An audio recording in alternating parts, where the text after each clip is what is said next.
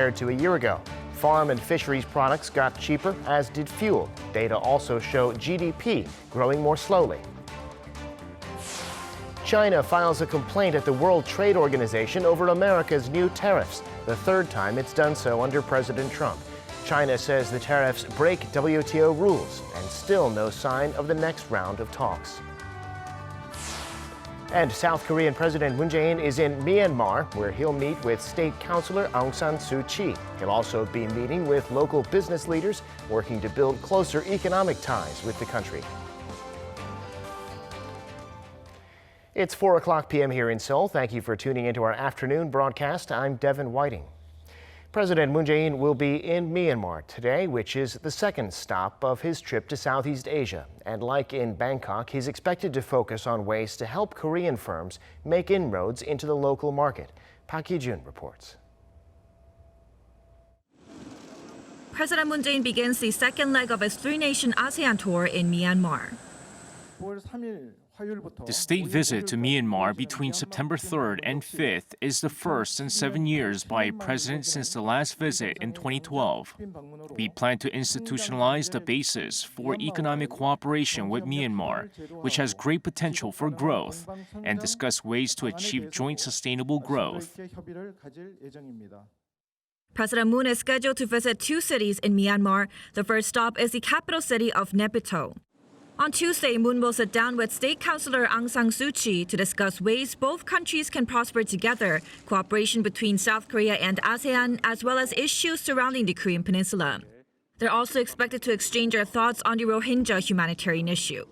And with President Win Myint, President Moon will work to strengthen bilateral efforts to help push forward Korea's New Southern policy. With Myanmar being another key part of Korea's New Southern policy, President Moon will be seeking ways to expand economic ties and allow more South Korean companies to enter the local market. And on Wednesday, the president visits its next stop, Yangon. There, the president will deliver a speech at a business forum held along with a groundbreaking ceremony for an industrial complex created by the two governments.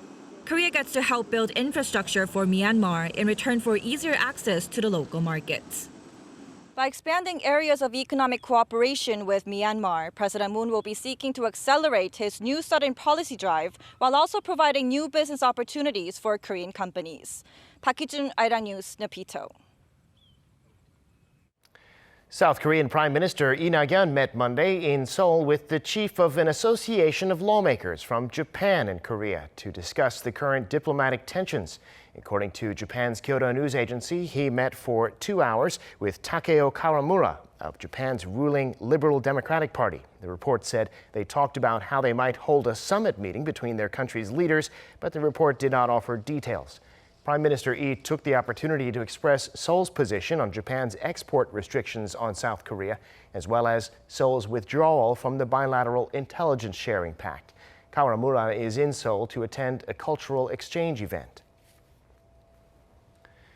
Japanese Prime Minister Shinzo Abe is reportedly planning to visit China in December to hold talks with President Moon Jae-in and Chinese Premier Li Keqiang. According to Japan's Jiji Press on Monday, the three sides are expected to confirm their full cooperation towards the full denuclearization of the Korean Peninsula, while discussing the regional comprehensive economic partnership and a free trade agreement between the three countries. According to a Japanese government official, the Moon-Abe meeting is unlikely to take place due to the downturn in their country's ties. The three leaders most recently met in Tokyo in May last year. China's Foreign Minister Wang Yi embarked on a 3-day trip to North Korea on Monday. According to Beijing, Wang and his North Korean counterpart Lee Yong-ho talked about the current situation on the Korean Peninsula. Oh Jung-hee reports.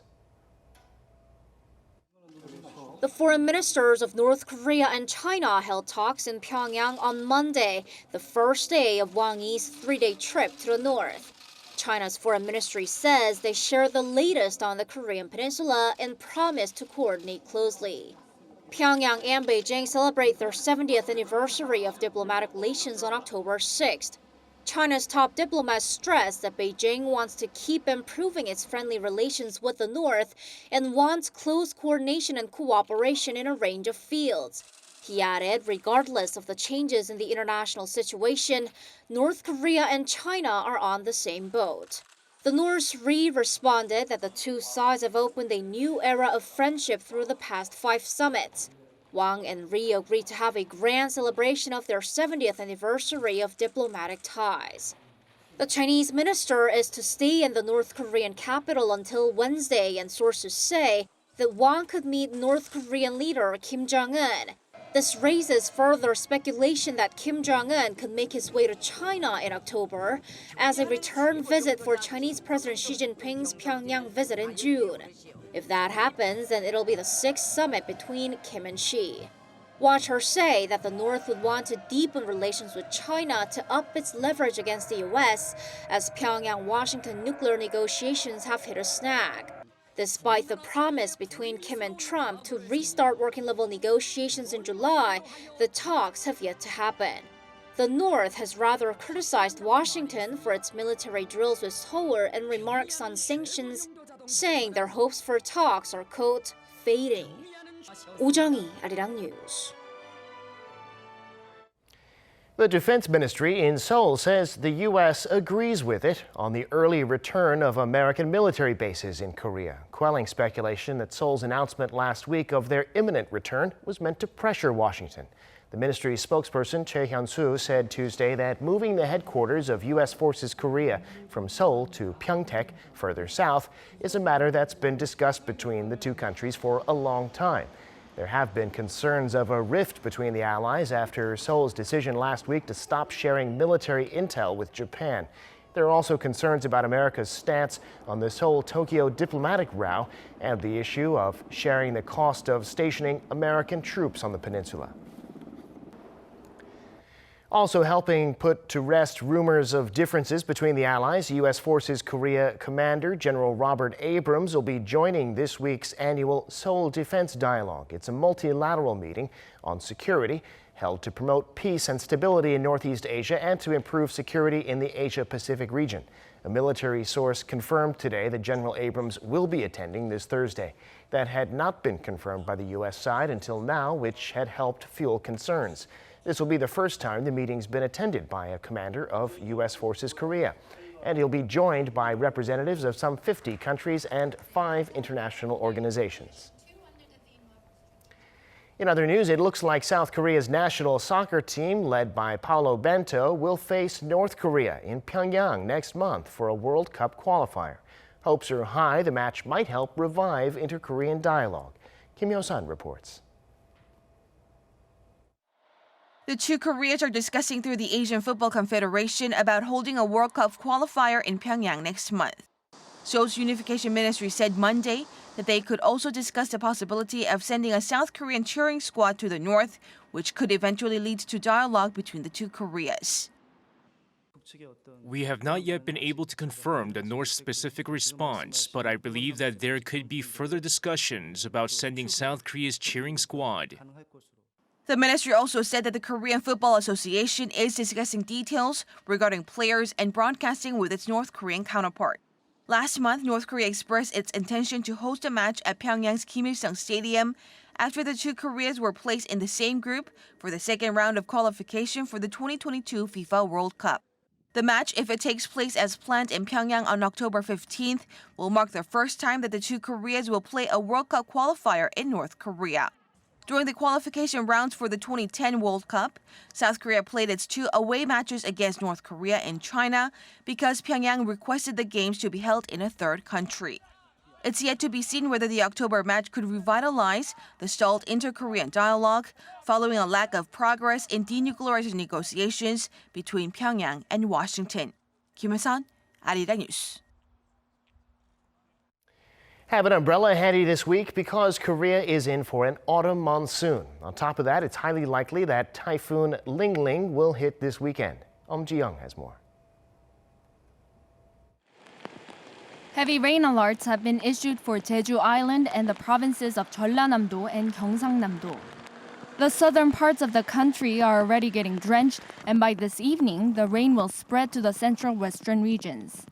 Seoul, the surrounding province, and Gangwon-do will get up to 300 millimeters by Thursday. Meanwhile, the 13th typhoon of the season, Lingling, is likely to reach Korea by the weekend. If this stays on course, the entire nation will be under its influence. Right now, it's a few hundred kilometers southeast of Taiwan. Forecasters expect the storm could cause serious damage if it hits Korea, so people are advised to make thorough preparations. 엄지영, Arirang News.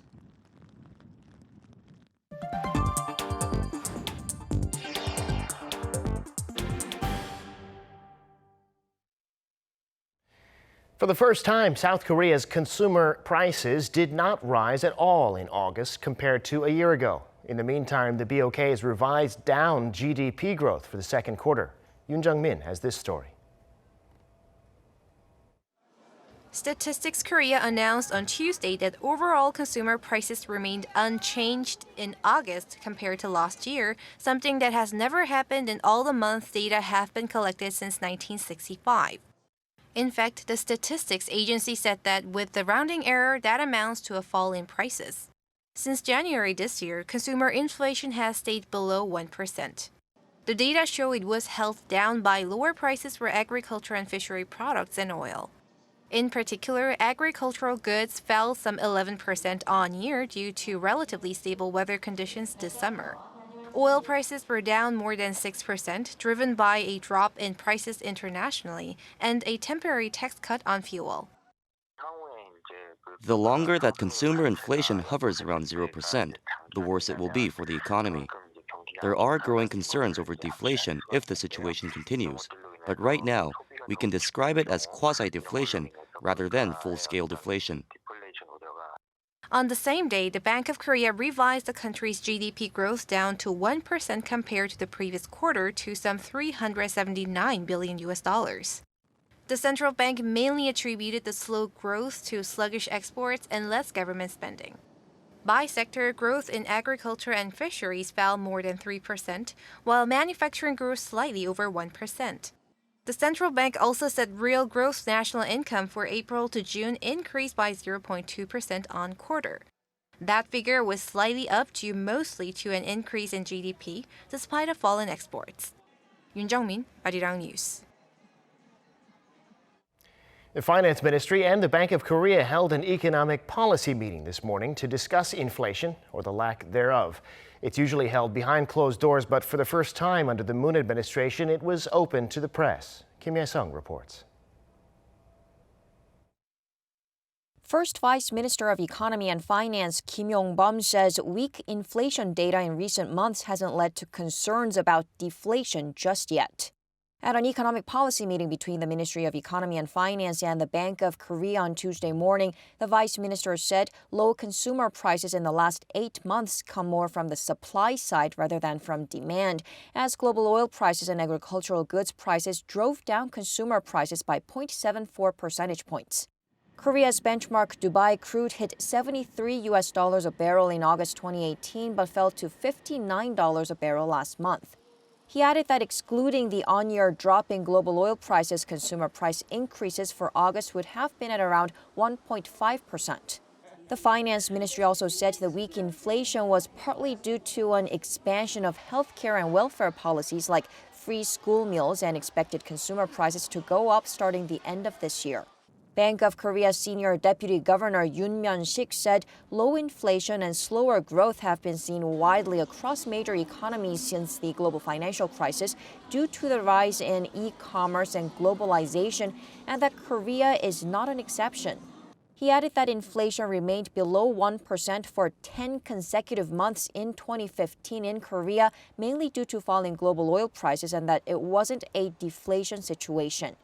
But he added the Bank of Korea will closely monitor the mid to long-term consumer price trend and vowed to work closely with the Finance Ministry, holding economic policy meetings every month to exchange data and analyze the effect of low inflation on the local economy. Kim Ye-sung, Arirang News. South Korea and Malaysia will be holding their third round of FTA talks in Seoul this Wednesday through Friday. South Korea's Trade Ministry announced today that senior official Kim Young-man will meet his Malaysian counterpart Sumathi Balakrishnan along with their respective delegations. The two sides are likely to discuss ways to foster free markets and economic cooperation and establish rules on customs and origin indications. Malaysia is one of South Korea's major trading partners in Southeast Asia, with $19.2 billion in trade volume last year. The push for an FTA with Malaysia is in line with President Moon's new Southern policy, which aims to boost cooperation with the ASEAN bloc. It's time now for an in-depth look at the global markets this afternoon, and for that I'm joined on the line by Mr. Daniel Yu, Global Strategist at Yuanta Securities. Mr. Yu, thank you for coming on today. Thank you for having me today. So Wall Street was closed on Monday for Labor Day, but European stocks did rise, especially the FTSE. Here in Korea, the Kospi was up and down. How's it looking today? Yes, pretty much today it's been fairly flat. If you look at U.S. market, as you said, it was closed on Monday for Labor Day. But the European market was up slightly, even though U.S. and China tariff increase continues to be happening. The latest number from the Europe are showing some stability of the economic growth rate as jobless rate holds steady at 11 years low, and also Eurozone's August inflation rate seems to be remaining quite stable, meaning that ECB can boost the economy through rate cuts. As for the Asian market in general, they're showing a moderate movement on both sides of ups and downs. If you look at Japan, it is up slightly by only 0.02%, while China seems to be showing continuation of rise as Shanghai is up 0.21% now, and Shenzhen is up 0.46%. This is after a very sharp rise yesterday of 1.3% for Shanghai and 2.2% for Shenzhen. The more than expected Caixin manufacturing PMI number is actually benefiting the overall market. That number came in at 50.4, showing expansionary number, which is quite good because this Caixin manufacturing numbers are much more focused towards the small and mid-cap companies. And clearly, government boosting measures are benefiting various type of companies in China. So clearly, despite all the worries about U.S.-China trade war, China seems to be handling the problem quite well. As for the Korean market, it is down slightly by 0.2%. The continuation of concern for the economic growth rate is the key issue here. GDP growth rate for second quarter came in at 2%. It is rising from 1.7% previous quarter, but slightly lower than expectation of 2.1%.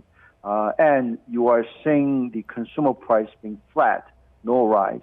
So continuation of worries of the deflation pressure for the Korean economy continues at this time.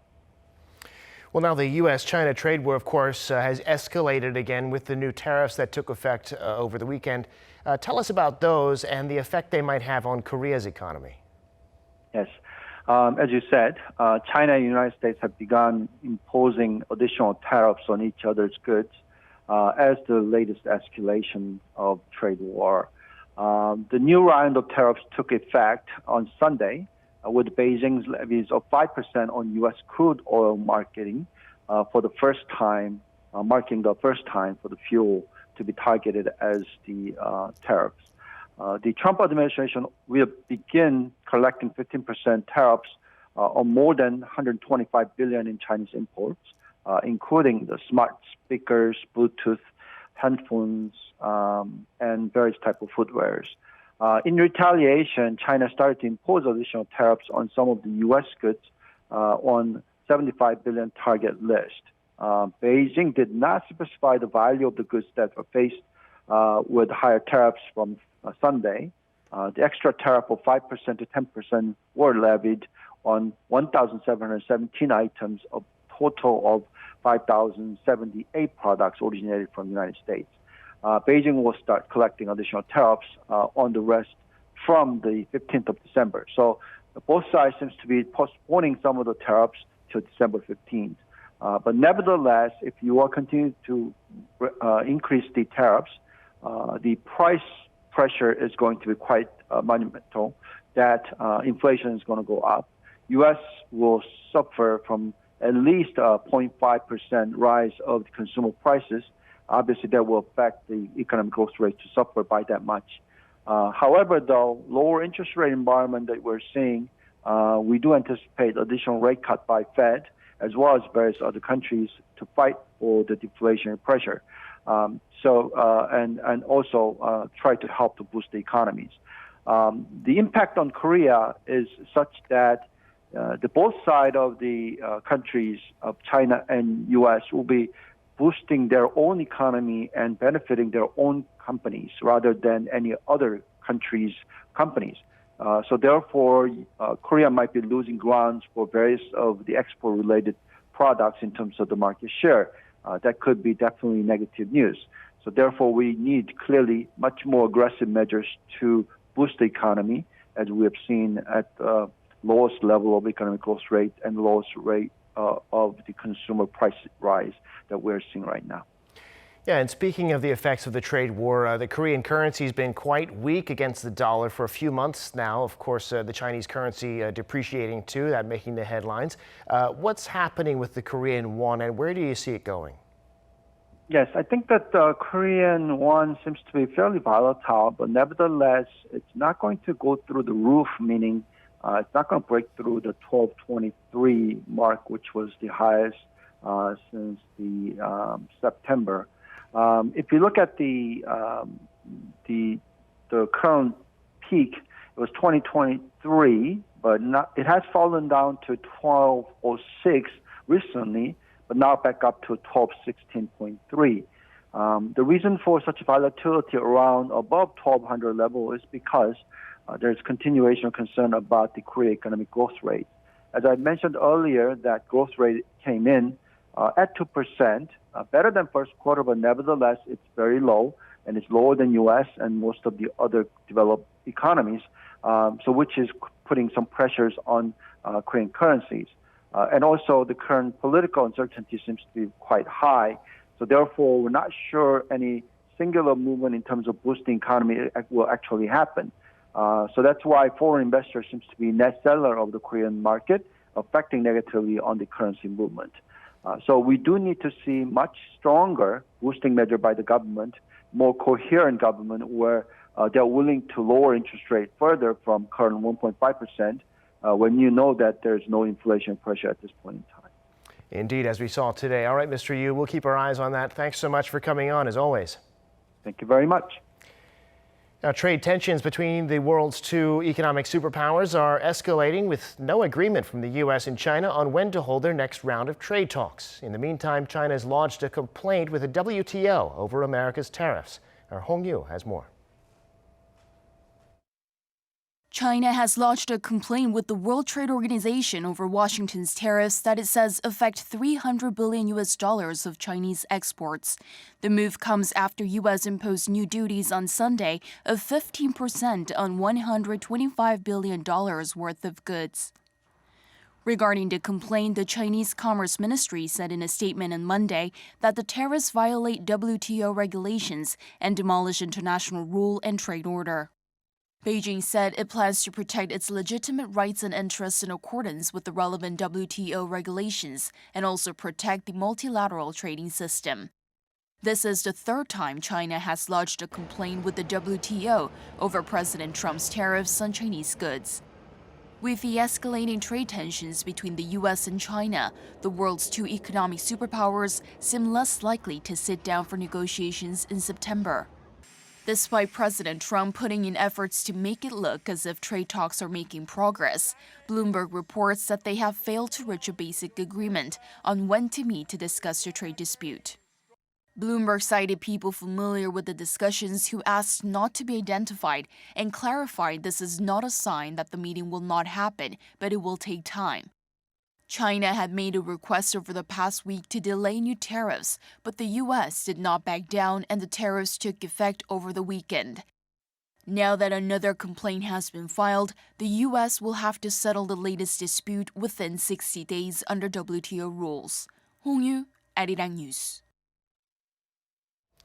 And amid the trade war between Seoul and Tokyo, demand for overseas travel to Japan plunged in August compared to a year ago. According to data from travel agencies Hana Tour and Mode Tour, sales of travel packages to Japan fell on year respectively by 77% and 83%. Hana Tour said sales of overseas tour packages overall also declined by 31% on year, despite the peak season, not only because of the Japan situation, but also Hong Kong. For Mode Tour, sales of overseas tours were down 29%.